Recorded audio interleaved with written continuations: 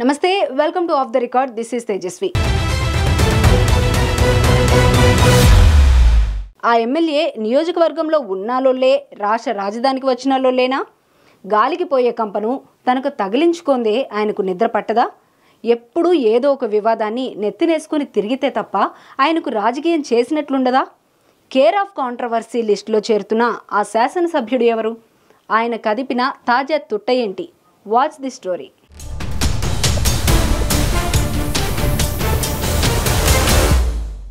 Open గా ఉండాలి, బోలాగా మాట్లాడాలని అనుకుంటూ ఉంటారు కొందరు పొలిటీషియన్స్. ఆ తత్వం వాళ్ళని ఒక్కోసారి సమస్యల నుంచి బయటపడేస్తే ఇరుకున పెట్టే సందర్భాలే ఎక్కువగా ఉంటాయి. ఇలాంటి సిచ్యువేషన్స్ కి సరిగ్గా సరితూగే నేత తుంగతుర్తి ఎమ్మెల్యే మందుల సామేల్. రాజకీయాలు ఆయనకు కొత్త కాదు.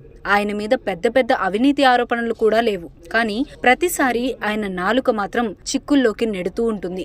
అందుకు నియోజకవర్గంలోని గ్రూపులు ఆజ్యం పోస్తూ ఉంటాయి. గాలికి పోయే కంపను తగిలించుకున్నట్టుగా ఆయన వ్యవహారం ఉంటుందని, అనవసర రచ్చ కొని తెచ్చుకుంటూ ఉంటారని చెప్పుకుంటారు సామేల్ను దగ్గరగా గమనిస్తున్నవారు.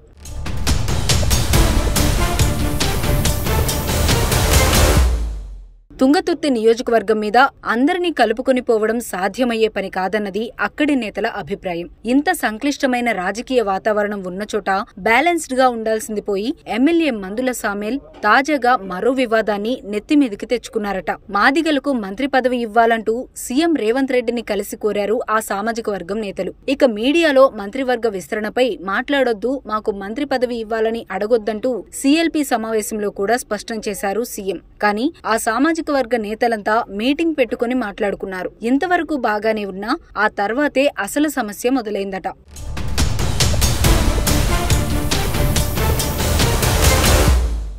మాదిగలకు కేబినెట్ విస్తరణలో అవకాశం ఇవ్వాలని అంటూనే మంత్రి దామోదర రాజనరసింహ నికాసైన మాదిగ కాదని తుట్టెను కదిపారు. అక్కడితో ఆగారా అంటే అది లేదు. ఓవైపు నికార్సైన మాదిగ కాదని మంత్రిని విమర్శిస్తూ, మరోవైపు ఆయన సీనియర్ కాంగ్రెస్ నేత అంటూ పొగడ్తలు కురిపించారు. అనవసరంగా దామోదర రాజనరసింహ వ్యవహారాన్ని ప్రస్తావించి ఎమ్మెల్యే కొత్త సమస్యల్లో ఇరుక్కున్నారని అభిప్రాయం వ్యక్తమవుతుంది. రాజనరసింహతో పాటు కడియం శ్రీహరి ప్రస్తావన కూడా రావడం వివాదాస్పదమవుతోంది. అనవసరమైన అంశాలను కోట్ చేస్తూ తుంగతుర్తి ఎమ్మెల్యే పార్టీకి కొత్త సమస్యల్లోకి నెట్టారన్న ఫీలింగ్ ఉందట కాంగ్రెస్ వర్గాల్లో. సొంత పార్టీ నేతల మీద కమెంట్స్ చేయడం, ఆ సామాజిక వర్గంపై ఇప్పటికే రచ్చ నడుస్తున్న క్రమంలో అగ్గికి ఆజ్యం పోసినట్టు సామేలు మాట్లాడడం కొత్త తలనొప్పి తప్ప ఈ సమెత్తు ప్రయోజనం ఉందా అన్న చర్చ జరుగుతోందట.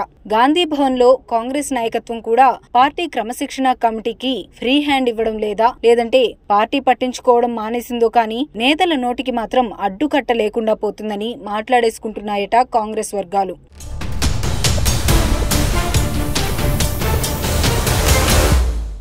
ఉన్నకాడ ఉండక పార్టీకి కొత్త తలనొప్పి తెచ్చిన ఎమ్మెల్యే సామేల్ తీరుపై అధిష్టానం గుర్రుగా ఉందట. ఢిల్లీలో ఓవైపు మంత్రివర్గ విస్తరణపై తుది కసరత్తు జరుగుతుంటే సొంత ఇంట్లో రాజుకున్న కుంపటి ఎటుదారి తీస్తుందో వేచి చూడాలి.